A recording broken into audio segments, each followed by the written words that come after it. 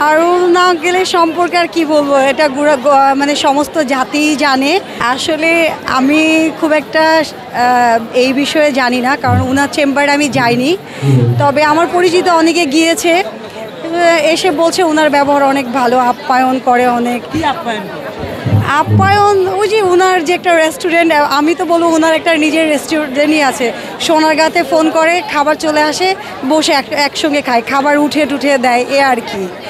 এখন সব গা ঢাকা দিয়ে আছে, তখন তো কাউকে দেখতে পাচ্ছি না।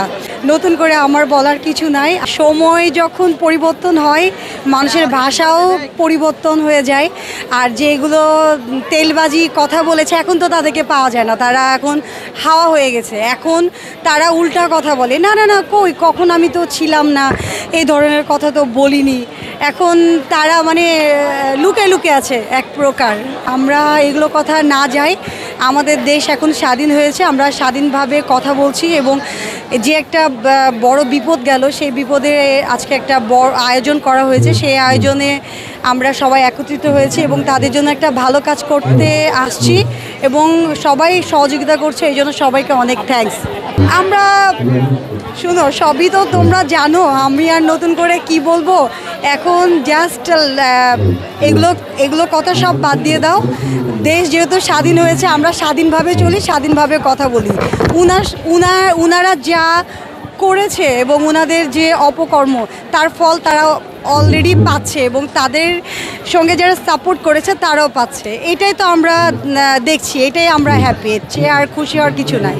না, এটা সত্যি কথা, অনেকে উস্কানি দিয়েছে। এটা আমরা যেহেতু মিডিয়াতে থাকি এবং আমাদের হাতে সবসময় নেটওয়ার্ক থাকে, মোবাইল থাকে, টিভি থাকে, সব কিছুই আমরা দেখি।